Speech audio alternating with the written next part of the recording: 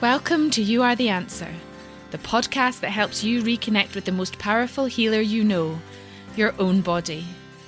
I'm Naomi Mills, chiropractor, healthcare professional, and believer in the natural intelligence within us all. In this podcast, I explore what it means to trust your body, decode its signals, and take ownership of your well-being without quick fixes or health fads. Whether you're just beginning your journey or deep in transformation, I'm here to guide you back to the truth. You are not broken. You are the answer.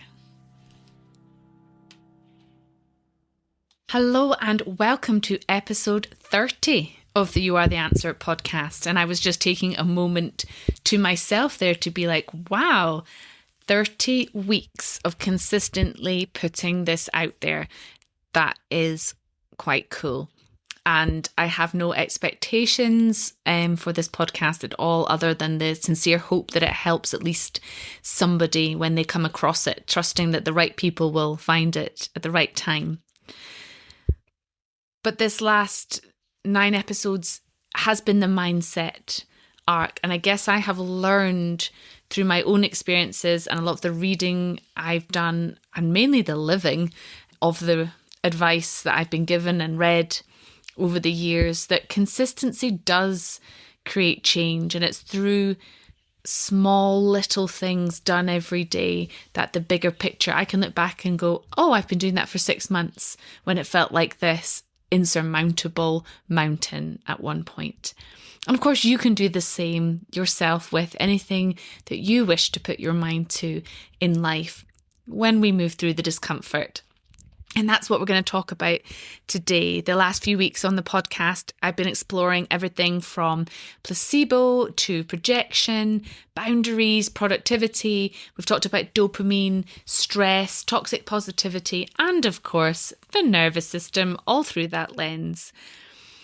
And as I've been reflecting on how to pull this kind of arc together, I think there is a deeper pattern underneath it. And it's that I don't believe anybody is bad at setting their mindset. And it's one of the 5 pillars we always give people in chiropractic. You know, what's your nervous system doing? Your nutrition, your hydration, your exercise, your sleep, and your mindset. And people kind of go, oh, I think it's a lot easier to work on these other things over here. And it's not because you're bad at mindset work. I really believe many of us are just exhausted, that we're tired. I think we live in environments that keep our nervous systems constantly stimulated, a bit distracted, overwhelmed, and certainly a little bit on alert. And then we struggle to kind of shift our minds out of that loop. And I do think that many of us are hungry for a quick and easy way to feel better, because that's what our nervous systems want. We want relief. And a lot of the time, even something small can feel a lot. Like I just said about this podcast, we can make these mountains out of molehills in our minds and simply never get to beginning. We know that we love dopamine, that feel-good hormone. We know many of us like certainty and control. We like comfort. We also like to be distracted. And that is our survival wiring. It's how, as human beings, we have come to evolve and live for many thousands of years. And perhaps one of the biggest causes of suffering now in our modern culture is that this low-level stress has become our normal. Being tired but wired, considered totally normal. Being an overthinker, oh yeah, me too. Scrolling, like looking around any public space and everyone's on their phones. Yeah, that's pretty common. People not switching off. Oh, I'm doing this, then I'm doing this, then I'm doing this, then I'm doing this, then I'm doing this. Oh, yeah. Not having time to call each other, space to see each other. Pretty normal. And if we're honest, feeling disconnected from ourselves is also pretty normal. But normal doesn't mean healthy. And I have a whole bit about this in my book, because just because something is common, just because many of us share the experience, it doesn't make it normal or optimal or what we were made for. And I don't know whether this came across in the mindset series or not, so I really want to underline it here. One of my biggest things that I've learned over the years is to recognize that I am not my thoughts. And I'm sure we will return to this concept, perhaps in the teen series that's coming up. Just because your brain says something, it doesn't make it true.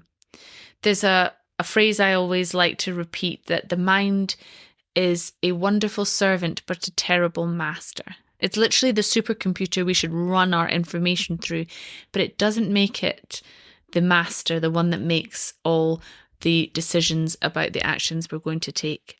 Because really your brain is there to protect us and to try and predict what's going to happen, to scan for danger, and ultimately it's there to keep us safe.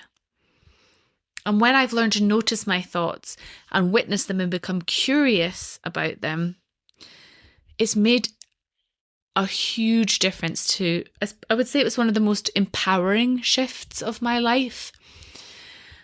And a good kind of story to share about this is 4 years ago now, I went to do a skydive. I don't know if I've told this story on the podcast yet or not, but I went to do a skydive to recognise the 10-year anniversary of losing my mum to stomach cancer. So I did it raising money for cancer research and did it with her in my mind. And I thought, I'm definitely going to really enjoy this experience. And it actually turned out to be one of the genuinely most terrifying things I've ever done. And I was completely shell-shocked when I came down from that plane, and my husband came up, how was it? And he just saw my face and he was like, oh my goodness, what happened? I was like, I'll tell you in the car. It was so terrifying. I was literally running in the air thinking I was going to die. And I remember very viscerally feeling that I may never see my family again. And why on earth was I doing this? It was horrendous. And then, any regular human would then be like, okay, well, we're not doing that again. That's off the table. But when I went to do my mastery training for my firewalking, personal mastery is really about being able to see all of that noise, to feel the genuine physiology of thinking you're going to die, remember how awful it was the first time, and then choose how it's going to feel the second time. So setting a very strong intention that when I would jump out of the plane a second time, I could create and choose my own experience. Now, for whatever reason, the universe didn't want me to do a second skydive yet, because even though I was all kitted up and signed up and ready to go, the weather didn't work. But the lesson did. The fact that I was able to, and I absolutely would have gone up in that plane, and I was absolutely able to accept that I didn't have to just try and think my way out of something, that I could notice everything that was going on, both in my body and my brain, from this third space, this higher self, this awareness, and choose whether or not I wanted to do it again and create a new experience for myself, was genuinely incredibly empowering. And I know now that I can feel genuine fear and I can still survive. I know that I can do things that are really uncomfortable and put myself through them again. That my thoughts are not going to predict what's going to be the outcome of something. And just essentially, I'm a lot more capable than my nervous system sometimes allows me to believe. And I really think that's where the healing work sits. This is not about never experiencing stress or fear or negativity, but it's about slowly and consistently and consciously updating your own understanding of what is possible and what is safe and what is survivable. And sometimes I feel like the wellness world can be a little bit simplistic. There's cute phrases and quick fixes and oversimplified advice for what is an incredibly complex nervous system. every part of healing is really nuanced, and I see arguments going on online about body-brain connection and does the body keep the score, does it not? And it's a nuance. It's always well, you're just reading it in that way, and that's not quite the way that meant, and we're not being completely literal here, but we do know that, our mindset is affecting our epigenetics, for example. Like there's a lot of fine detail work here. And my job on the podcast is always to try and keep it as broad and as simple and accessible as I can, so that you will go and do some deep dives on these areas that you feel drawn to. And I will tell you also, the ones that really make you feel uncomfortable, those are the ones to go for. It's very often the thing that we are avoiding the most, which is the one that's going to bring us the greatest amount of reward. And over the last few weeks, I really hope that we've established that you can't just think positive in a body that feels deeply unsafe, or mindset your way, or it'll be fine, I'm fine, your way out of chronic overwhelm, while completely ignoring what your body and your physiology is doing. And that you don't need to be perfect at any of this to slowly begin to build your own self-trust and your own understanding of how your system is experiencing the world and how it's communicating with you. And that's really important. And for me, when I say I trust my body, it doesn't mean I think I'm never going to be sick or stressed or sad or heartbroken. But I do believe that my body is adaptive, that it's protective, that it's always trying to move me towards healing. And that's been true some of the hardest parts of my own life, including when I had to recover from 2 pulmonary embolisms, so blood clots in my heart. Like that was the big teacher for me, because there was no medical intervention. There was the trust that my body would recover, and it needed rest. Ironically, if you know my life story, there might have been a message in there. But it's not about pretending or about, blind positivity. For me, it's hope. It's having that little spark of hope. And I talked about it in last week's episode, where I talked about the filter that we're putting on things, or it might have been the one before actually, on placebo and nocebo, where when you give somebody with chronic disease hope that things can be better than they are, not that they can be fixed or magically the disease goes away, but they hope that they don't have to live at the low level of life and health they're experiencing, that changes things on a very real level. And I really think understanding how all of this stuff fits together creates that hope, understanding your nervous system and how you are wired. So you understand why you're struggling to switch off, or that you feel exhausted, why rest can feel really inconvenient or uncomfortable, why they self-sabotage, why you keep reaching for the dopamine, that chocolate for the brain, and you struggle to stay consistent. But that's all okay, because you know why, and you know it's because of how you're wired, and the only way to change that wiring is actually to soften, is to be more compassionate. It's about taking the small steps that you can take, the consistent ones, that slowly over time allows all of that stuff to shift. And I really hope it takes away any shame or the sense that I can't do it and it's not for me, because it is for all of us. And when you start to get a little bit more compassionate with yourself, you bring about your own feeling of safety and being okay. And you can take the pressure off yourself a little bit. And again, that creates the space for some change. And I see it all the time in practice. And sometimes I am that catalyst as the practitioner, because I'm like, lie down, let me help you. Let me do this thing to your body that allows it to move into a healing state so that you can have the capacity to take back the reins of your nervous system. And you can do that through chiropractic. You can do it through meditation. You can do it through grounding. You can do it through many, many means. It's all about finding the one that is going to be your little spark of change and growing it, because it's never one thing. It's all the right things at once in a very consistent, gentle, conscious way. And I find lots of my clients, once they begin to understand their nervous system, instead of feeling kind of attacked by it, they become more hopeful. And ironically, that's when they start to usually succeed, and they have what I call the positive snowball effect, where they've started here, but they're just organically, without effort, saying, oh, I stopped doing this, I've started doing this, I've changed that, I'm sleeping really well, I've got more energy, I've got more emotional capacity. And like, of course you do, because we've finally given the system a bit of a reset and the space. And I also think that's why community is so important.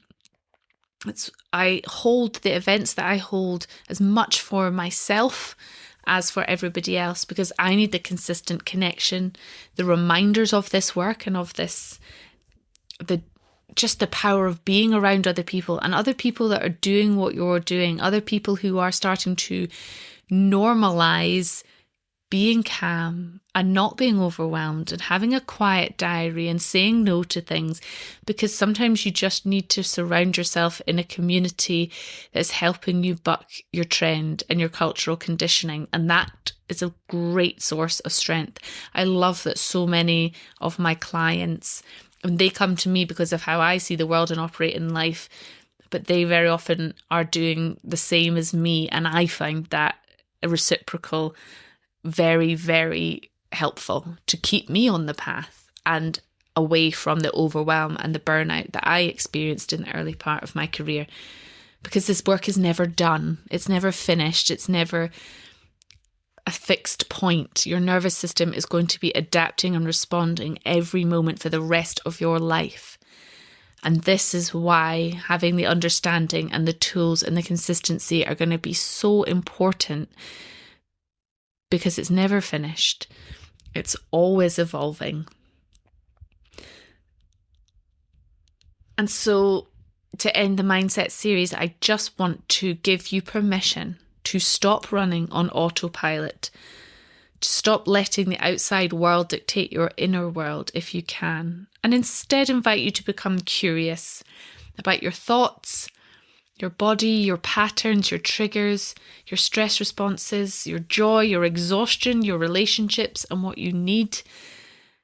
Because being curious, taking away all the pressure and the expectation and being curious will give you the space to take a small step forward. Just when I was like, I'm curious, what if I did start the podcast? Like, what would I say? What would my first episode be about? What would that look like? What would that sound like? And then before you know it, you're 30 episodes in, having the time of your life, whether or not somebody listens to it, whether or not somebody likes it, but really appreciating it as a connecting, creative endeavor.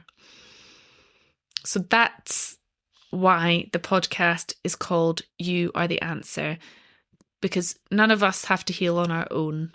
We don't magically know everything, but really because our bodies are communicating with us all the time. And this work isn't about becoming somebody new or different, but it is really about learning how to listen.